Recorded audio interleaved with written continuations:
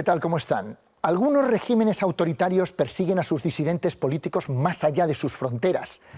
En el documental que estrenamos hoy hablamos con opositores que han sufrido este tipo de acoso. Son 3 personas que nacieron en Guinea Ecuatorial, Argelia y China. A pesar de haber huido de sus países de origen por ser críticos contra sus gobiernos, los servicios secretos les han acabado encontrando a miles de kilómetros de distancia. Les proponemos una historia de espías y operaciones encubiertas que nos evocan episodios más propios de la Guerra Fría que del siglo XXI.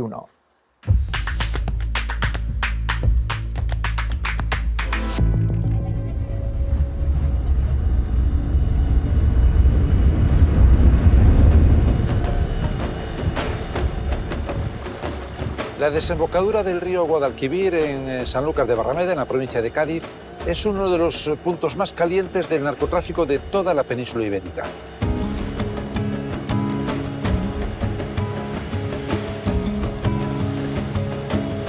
Pero a veces las organizaciones criminales internacionales que controlan este negocio del narcotráfico reciben un encargo muy especial: recoger en la orilla a alguien que está amordazado, encapuchado y maniatado, subirlo a la lancha y trasladarlo a la otra orilla, al norte de África.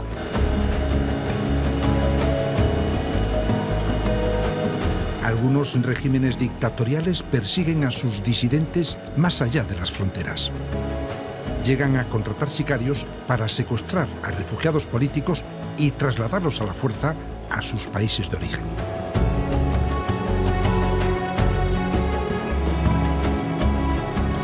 Aquí, en el Bajo Guadalquivir, arranca esta historia.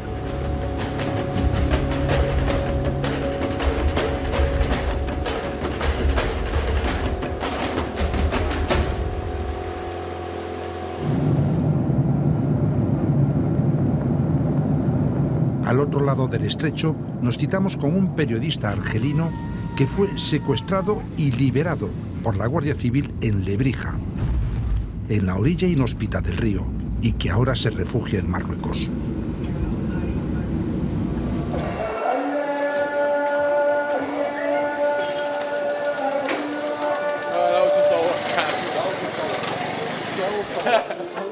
Ok, merci beaucoup. Merci beaucoup. Merci beaucoup. Hichem Abdul salió de Argelia exiliado en el año 2011 y sabe que no va a poder volver a su país. A él le gusta decir que es el enemigo número 1 del régimen argelino. Por eso no se siente seguro. Dice que vive a mitad de camino entre Oriente y Occidente. Esta tarde hemos quedado con él en la Medina de Rabat.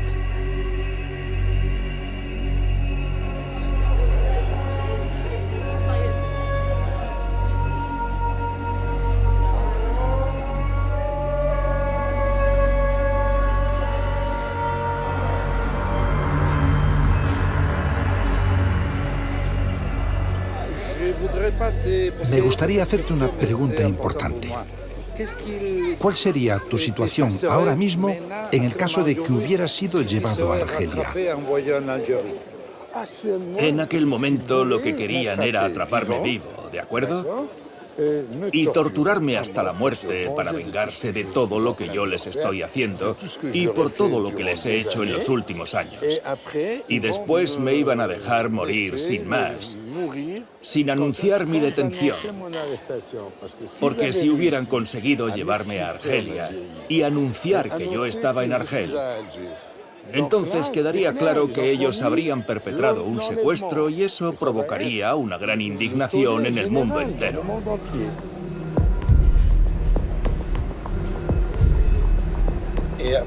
Tú has escrito el libro La mafia de los generales. ¿Qué cuentas en el libro? Yo no ataco al ejército argelino. Yo ataco a un grupo de generales que ha ensuciado el honor del ejército argelino. Y yo defiendo a ese ejército.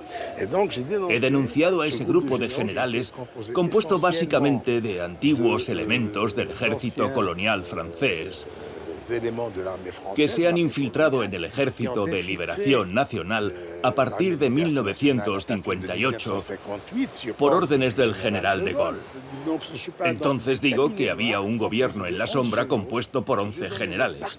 He mostrado el recorrido de cada general miembro del gobierno en la sombra desde su nacimiento hasta el último momento cuando eran comandantes.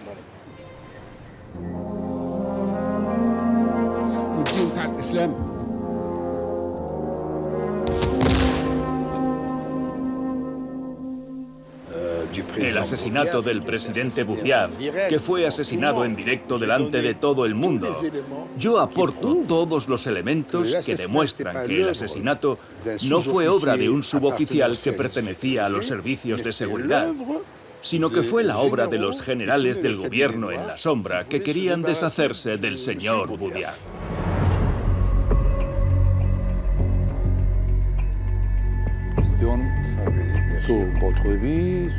Hichen Abboud se ha convertido en uno de los disidentes más incómodos para el régimen de Argelia. Denuncia que hace unos meses fue víctima en España de un secuestro político frustrado. Lo que pasó es que el 17 de octubre, a mi llegada a Barcelona, fui secuestrado por 4 personas encapuchadas, armadas, que me han obligado a subir a su coche. Consiguieron meterme dentro y escuché cómo decían: "Le tenemos, le tenemos". El jefe de la banda sacó su teléfono para grabarme y mostrarme. Mostrar mi rostro a los responsables para decirles: aquí está él. Y el coche se puso en marcha. El jefe del grupo le decía al conductor: está bien, 160, 160, a 160 kilómetros hora. Circulamos, circulamos, circulamos. Llegamos a un lugar donde me hacen sentarme en el suelo. Me senté. Después vienen 2 hombres y me cogen cada uno por una pierna. Y otros 2 por detrás, cada uno por un brazo. Nada más que 4 pasos. Ni eso. 4 o 5 pasos y los que me agarraban por las piernas me sueltan y escucho a la gente correr.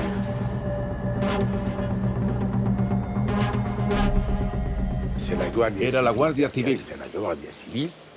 Llegaron y dijeron en español: levántese.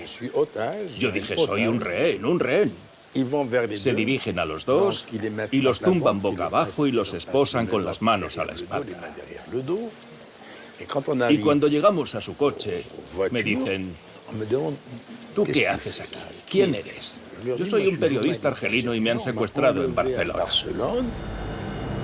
La Guardia Civil de Lebrija, en Sevilla, liberó a Hichen a orillas del Guadalquivir y detuvo a 2 de los presuntos autores que permanecen en prisión preventiva.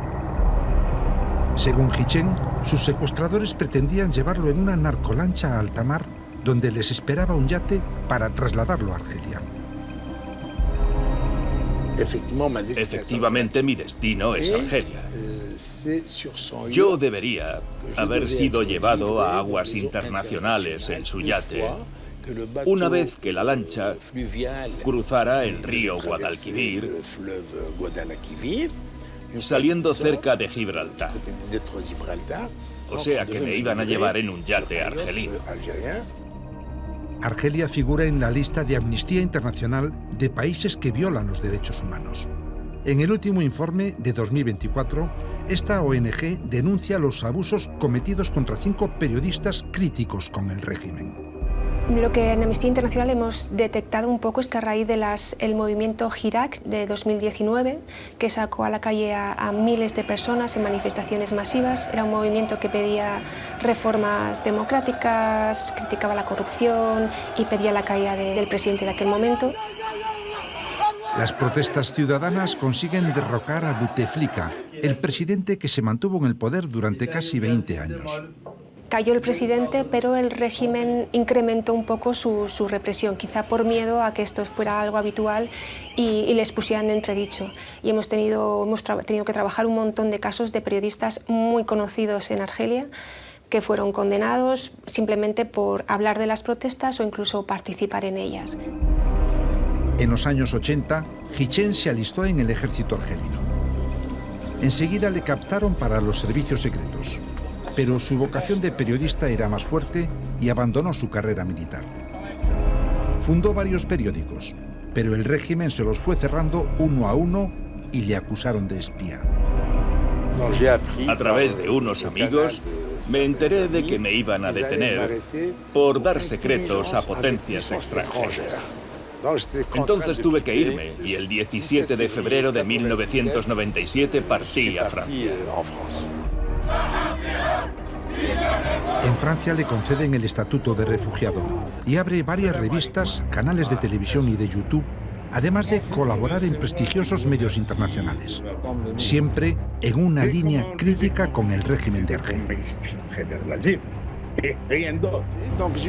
Conseguí la información del regreso a Francia de Bouteflika al hospital Val-de-Grâce en París y la he dado con todas las pruebas.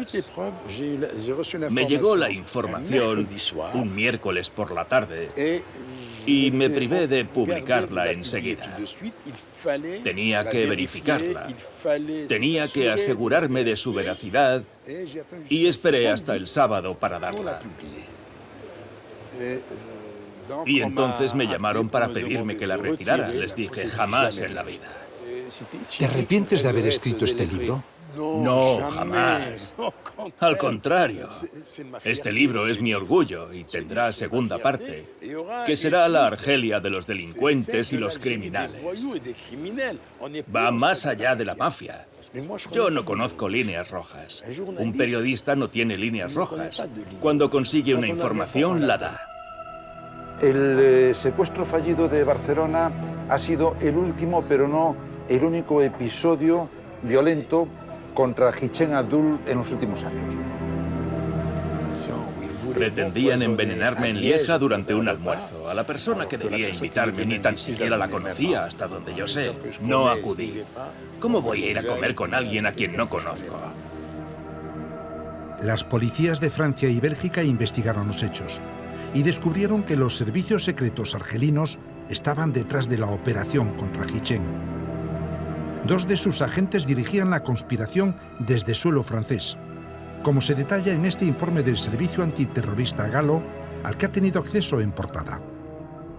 El objetivo del plan era repatriar a Hichén Abdul a Argelia.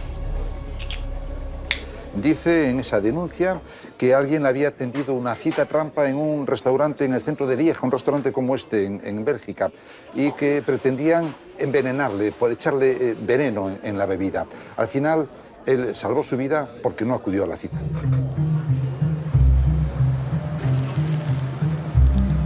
En Lieja convergen las historias de dos disidentes perseguidos por las dictaduras de sus países.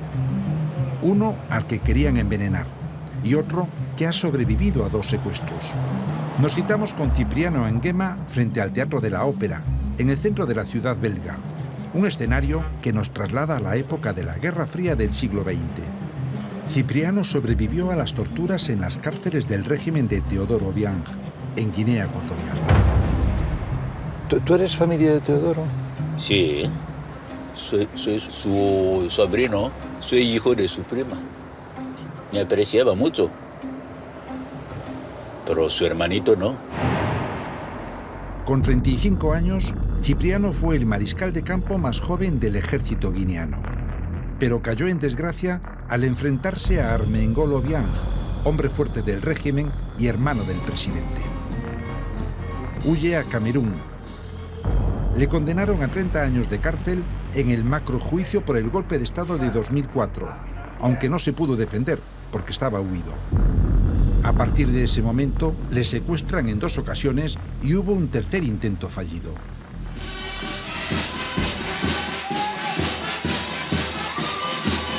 Guinea Ecuatorial pues es un país que está regido con mano de hierro por Teodoro Obiang, que lleva en el poder desde 1979 y en realidad dio un golpe de Estado contra su propio tío, ¿no? Es un país en el que no se respetan las libertades, no hay libertad de expresión y hay unos partidos políticos nominalmente, pero no tienen en realidad capacidad de operar, ¿no? Cipriano sobrevivió a las torturas en las cárceles guineanas. Todavía arrastra secuelas físicas y ligeros trastornos al hablar. Habrás visto de todo en Black Beach esos 8 meses. En Black Beach, yo ya estaba encadenado en las manos y en los pies durante 8 meses. Estuve en Black Beach, en Malabo. ¿Torturas? Pero eso era más que tortura, estar así 8 meses. No puedes bañar, no puedes hacer nada. Estás así. Allí he estado 5 años en una celda, sin salir fuera. Allí donde esa enfermedad, tú sabes que la tortura que te atan arriba así, esto te daña todo el cuerpo. ¿Es la tortura del cocodrilo famosa? Sí. ¿Cómo es eso? Te atan así y te atan los pies, pasan con un palo, te cuelgan arriba y todo esto te rompe porque tú estás así y te cuelgan así boca abajo. Pero sobreviviste. Sí, y te preguntan tonterías. Yo dije no, yo no sé nada de lo que me preguntáis. Si me queréis matar, me matáis. Por eso pasaba días haciendo lo mismo. Cuando me llevaron a Black Beach.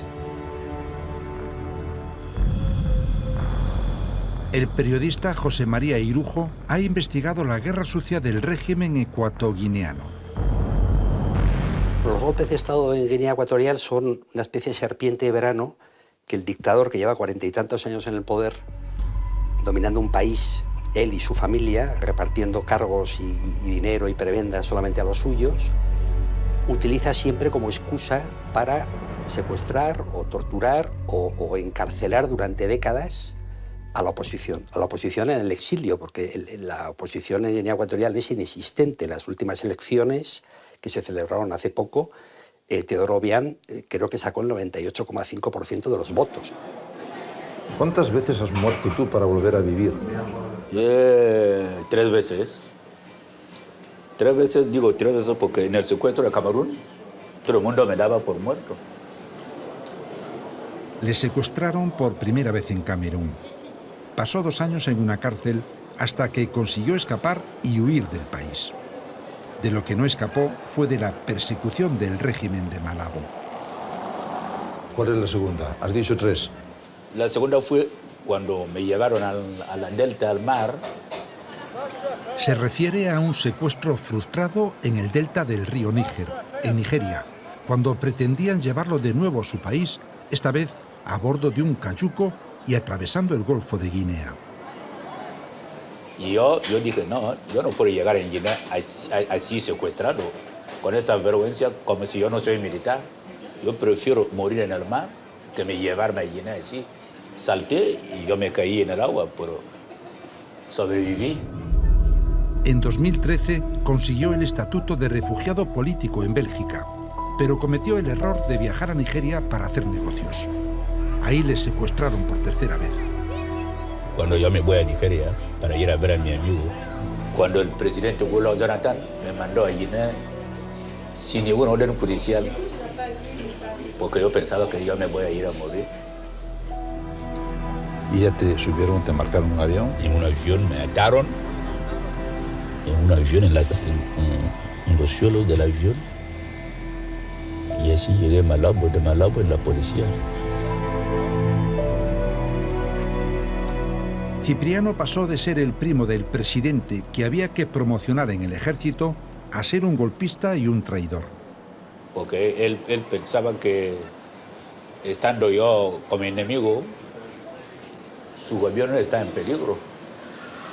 Él también respetaba las relaciones familiares. Él tenía mucho miedo que si me mata, la familia del pueblo, su pueblo, le van a ver como muy mala persona, de que me ha matado. Sí. un país tan pequeño como Guinea Ecuatorial, con 1,5 millones de habitantes aproximadamente, tiene un servicio de inteligencia exterior, llamémosle una CIA, que trabaja en el exterior, en España, en Italia, en Bélgica, fundamentalmente en España, que es donde está la oposición más potente. Aitor Martínez es un abogado que defiende a varios disidentes secuestrados por el régimen de Malabo. Basta ver los informes del Consejo de Derechos Humanos de Naciones Unidas o de los grupos de trabajo y relatores especiales de la ONU, donde se pueden ver detenciones arbitrarias, torturas sistemáticas, ejecuciones extrajudiciales, desaparición forzada de personas, todo un elenco brutal de violaciones a los derechos humanos. En 2010, Manfred Novak, relator especial de la ONU contra la tortura, visita también las prisiones de Guinea Ecuatorial y dedica nuevamente un capítulo a los secuestros internacionales, volviendo a afirmar, como había hecho el grupo de trabajo el año anterior, que existe una política sistemática, planificada, jerárquica, sofisticada de secuestros de opositores en el extranjero, traslado subrepticio a la jurisdicción de Guinea Ecuatorial y que se encontraban en las prisiones que él visitó. Manfred Novak es un referente mundial en la defensa de los derechos humanos. Como relator de la ONU contra las torturas, ha visitado las peores cárceles del planeta, desde Guantánamo hasta las prisiones chinas. En 2010, Manfred inspeccionó las cárceles de Guinea Ecuatorial. Hasta que llegó Manfred Novak, un relator de derechos humanos, y me pregunta, ¿pero así estás en la cárcel? Yo le he dicho que sí. Me dice, qué cruel, ¿cómo te van a poner en la cárcel? Después en la mano, en los pies, con barrotes, eso, ¿cómo tú vas a salir de aquí? Yo digo, yo no sé nada. Así me han puesto. Y cuando llamó la CIA, se sentó allí y yo le expliqué todo. ¿Cómo te liberaron? ¿Te indultaron? ¿Cómo fue? Bélgica mandó a un diplomático holandés, como son Benelux, ¿no? Hacen préstamo de diplomáticos. Él vino porque él mismo sí que me explicó todo, que su destino fue por mi caso, para venir a liberarme. Venía a Malabo, se entrevistaba con mi abogado, traía medicamentos y todo. Y ahí te liberaron. Por esa presión, de repente, cuando llegaron los indultos, pusieron mi nombre, pero en lo último.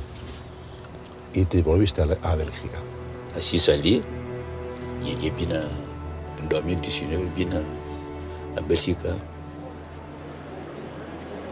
El programa en portada ha tenido acceso a la declaración de un testigo protegido en la causa de la Audiencia Nacional que investiga al régimen de Obiang por secuestros y malos tratos. Este testigo era jefe del pabellón de torturas de Obeng Acem, la nueva prisión construida por el régimen en 2018. Es la cárcel donde encierran a los presos políticos. ¿Usted presenció sesiones de torturas a estas personas en esas celdas subterráneas? Sí. ¿Las vio usted directamente? Sí. ¿En qué consistían las sesiones de tortura? Eran 2 mesas que lo colocaban y trajeron un hierro grande, les ponía grilletes en las 2 manos y los pies, y luego meten un largo hierro. O sea, le ataban como animal y estaban como un columpio. Le ponía pistola eléctrica y agua caliente. Y luego le pusieron en una mesa, en las 2 mesas, para que columpiaran ahí. O sea, mientras estaban balanceándose y colgando en ese poste... Sí, le echaban agua caliente y pistola eléctrica. Ya en los últimos 22, 23 años, desde el 97 al 2019, se han producido 34 secuestros, todos con el mismo patrón común, que es el engaño para que estas personas abandonen sus países en Europa, donde viven cómodamente, viajen a países en África y ahí son secuestrados y trasladados a Malabo y juzgados y condenados durante años. Sería una suerte de operación Cóndor como la que vivió Latinoamérica durante los años de la dictadura del Cono Sur, años 70, años 80, pero a nivel africano. ¿Tú te consideras un refugiado político? ¿Eres un refugiado político? Así siempre lo he sido. Aquí yo no trabajo, yo no hago nada. Estoy aquí por asuntos políticos. Aquí yo soy refugiado político. ¿Y te consideras también un perseguido político? Yo soy perseguido, sí. Yo soy perseguido. Siempre que tú tienes enemigos, tú estás perseguido.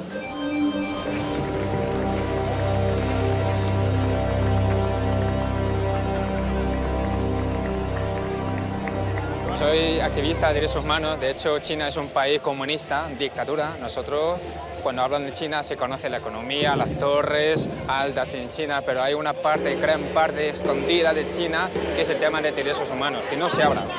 Para ellos, soy su enemigo. Porque cuando tú eres un rebelde, cuando tú piensas diferente que el régimen, eres un enemigo del Estado.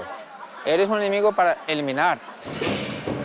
En la época de la pandemia, en el confinamiento, éramos uno de los pocos que empezaron, digamos, a hablar de la pandemia en China, en Wuhan, ¿no? Y entonces se hizo eco, la voz.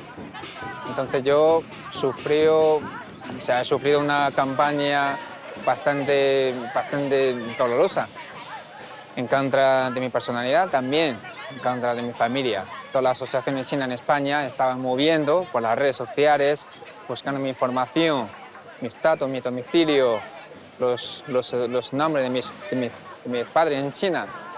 Por eso todo eso hizo que yo sea un personaje en ese momento un poco como conocido, polémico, incómodo en España.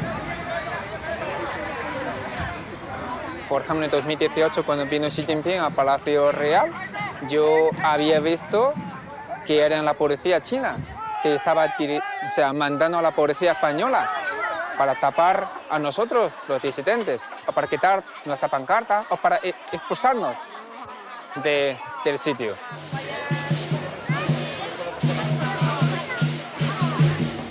¿Tienes miedo de lo que le pueda pasar a tu familia en China? Miedo, sí, o mejor dicho, precaución. Mi madre fue detenida por la policía local en China.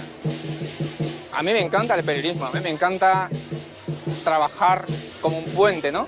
Trasladar lo correcto, lo objetivo a la sociedad española. Pero cuando tu madre está en su mano, ¿qué puede hacer? La violación de derechos humanos en China es como, casi podríamos decir, que es un pilar del sistema de represión en el país. China tiene todo un sistema de represión y de control de la libertad de prensa, la libertad de expresión, expandido no solo en China, sino en el resto del mundo. Son súper sensibles a lo que se dice de ellos dentro y fuera.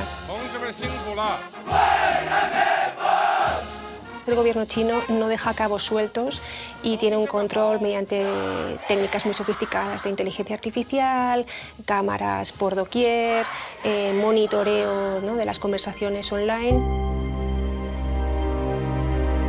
En 2023, la policía de Nueva York detuvo a 2 ciudadanos chinos acusados de abrir una comisaría de policía secreta en la ciudad. Un año antes, un grupo defensor de derechos humanos, Safeguard Defenders, publicó la lista de esas oficinas ilegales que China tenía por todo el mundo. Según esa organización, el objetivo de las comisarías es intimidar a los disidentes chinos en el extranjero e impedir que critiquen al régimen. El listado de Safeguard Defenders incluye varias comisarías secretas en España, en Madrid, Galicia y esta en Barcelona. En la pancarta se lee Comisaría de Policía en Ultramar. El del centro es Jiang Guocheng, presidente de la Asociación de Empresarios Chinos de la provincia de Fujian en nuestro país. ¿Las comisarías políticas chinas siguen actuando en España? Bueno, yo creo que quizás desde hace muchos años, cuando los medios de comunicación ni siquiera prestaban atención a este tema. Lo que pasa es que cuando se hizo eco, se puede trasladar de un sitio a otro sitio, se puede esconder en un restaurante, y un abogado, despacho de abogado, de muchas formas. Pero lo que yo puedo decir, yo no quiero inventar nada, pero desde China, de forma oficial, reconoce la existencia de estas comisarías chinas. ¿Qué hace? ¿Cuál es su cometido? Bueno, según ellos, dan los mejores servicios a los ciudadanos chinos, por ejemplo, renovar el carnet de conducir, por ejemplo, ¿vale? Yo entré una vez le pregunté, oye, ¿se puede ayudar a conseguir renovar el carnet de conducir? Me dijeron que no, eso no se hace. ¿Tú puedes volver a China? ¿Tu familia te pide que vuelvas? Y en este momento me encantaría, porque yo llevo 10 años sin ver mi familia, me encantaría, pero de verdad, no me atrevo, no me voy a arriesgar. Hasta la caída del PCC no creo que yo tenga la oportunidad de volver.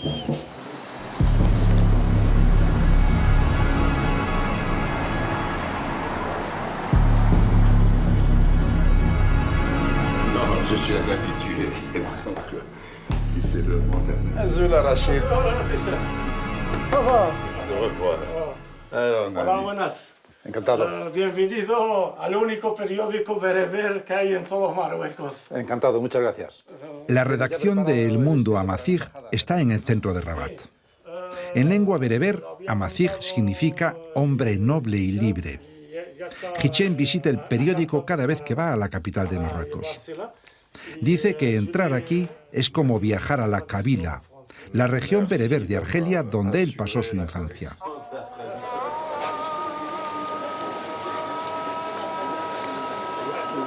Con motivo del Día Mundial de los Derechos Humanos, hay una conferencia programada en Rabat sobre la causa tuareg, una tribu bereber. Está el caso de los tuaregs, que están casi exterminados. Y jamás hemos escuchado a África del Sur hablar de este conflicto. En la conferencia, Hichén cuenta detalles de cómo fue su secuestro en España. Shamabout es una persona especial porque es periodista, escritor, pero sobre todo, aunque a él no le gusta mucho el término, es el opositor más importante actualmente contra el régimen criminal, yo lo consigo de Argelia. Oye, cuéntame una cosa. ¿Cuál fue tu intervención en el secuestro de Hichén? ¿Qué hiciste tú cuando sospechabas que habían sido un secuestro?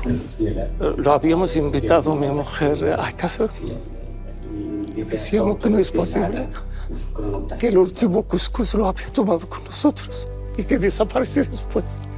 Es un poco la gran preocupación. Pero el domingo, aunque un primo me dijo que está bien, no lo he creído. Hasta que me llamó, pues me puso tranquilo.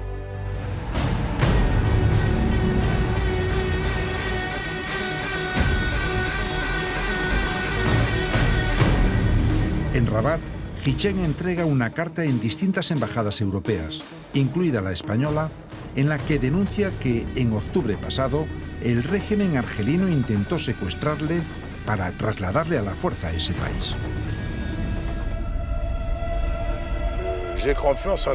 Yo confío en que la justicia española no va a dejar de lado el dossier como lo hizo la francesa en 2021. Ustedes tienen todas las pruebas, comunicaciones telefónicas, intercambio de mensajes, los nombres de las personas que se intercambian los mensajes.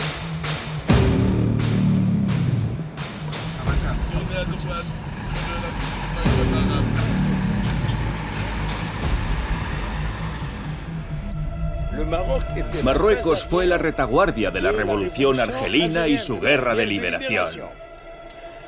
Tras la independencia, muchos disidentes argelinos, los importantes, los artesanos de la independencia argelina, cuando entraron en conflicto con sus camaradas de la independencia, se exiliaron en Marruecos.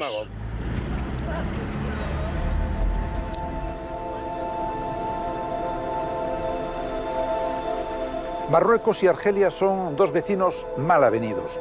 De hecho, llevan instalados en la Guerra Fría desde hace años. Pero no siempre fue así, porque tras la Guerra de Liberación, en la que Argelia consiguió su independencia de Francia en 1962, numerosos argelinos tuvieron que exiliarse en Marruecos y eligieron la capital imperial, muchos de ellos, Rabat, frente al Océano Atlántico, como lugar de residencia y resistencia.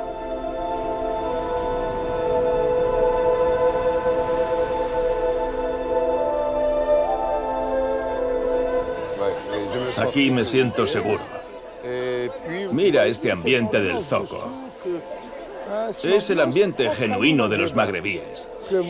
Este ambiente se encuentra en Marruecos, Túnez y Argelia. Es el mismo ambiente. Ahí tienes a las mujeres caminando con sus pañuelos y sus velos. Los hombres con sus chilabas y babuchas. Aquí nada es distinto a Argelia.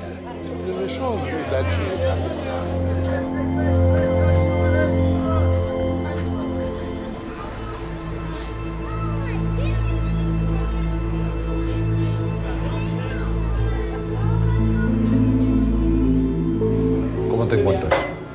Ya me encuentro bien, ya no me pasa así. Ya estamos en las fases finales.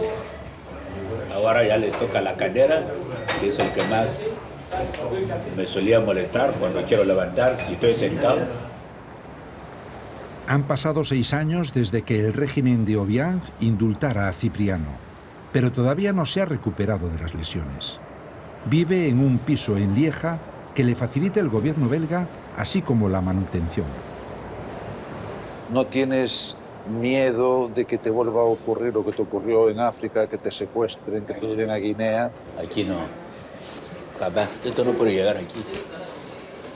Aquí, la gente de aquí son muy buenos para esas cosas. Te cuidan. Nadie puede intentar eso aquí. En Bélgica no es así.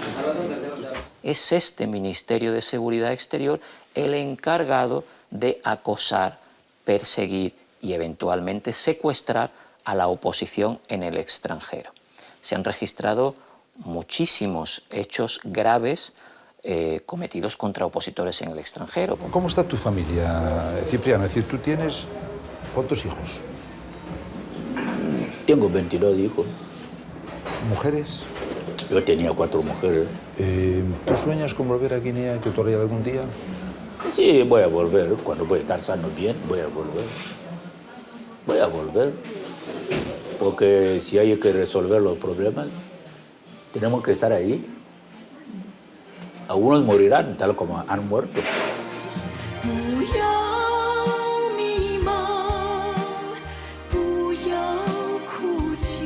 La Iglesia de Dios Todopoderoso está considerada una secta en China y está prohibida.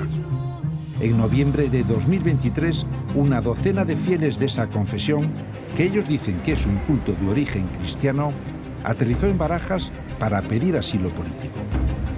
O sea, nosotros hicimos todo lo posible, contactamos con los medios de comunicación, con los políticos, con la policía también, para que se quede en España, porque la deportación a China significa la muerte. El gobierno español solo se lo concedió a Li Jianli.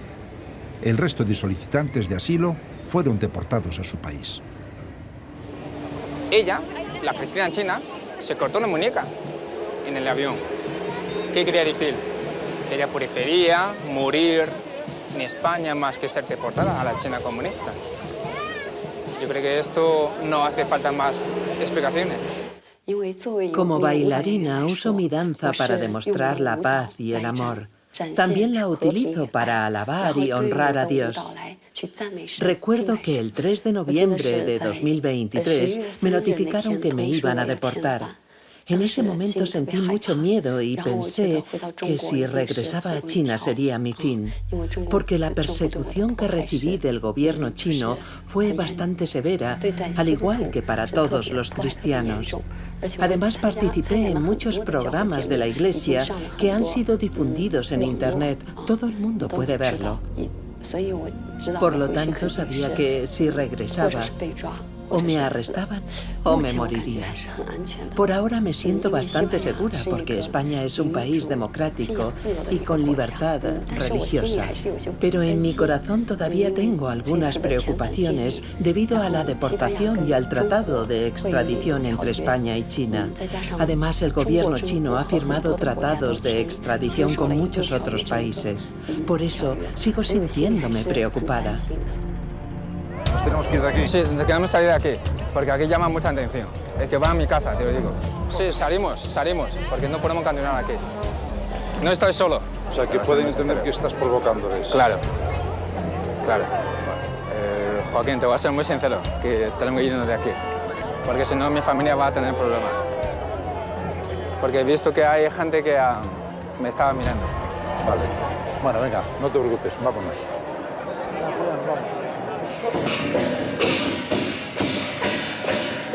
Miles de personas abarrotan el barrio de Usera, el llamado Chinatown madrileño, para celebrar el Año Nuevo Chino de 2025. Se ha convertido en una fiesta multitudinaria. Entre el gentío, un joven disidente, Yuan Li, abandona el recinto a toda prisa, porque teme verse atrapado por las garras invisibles del dragón. Es uno de los numerosos activistas y disidentes políticos refugiados en Occidente que están perseguidos de por vida y con la amenaza de ser repatriados a la fuerza.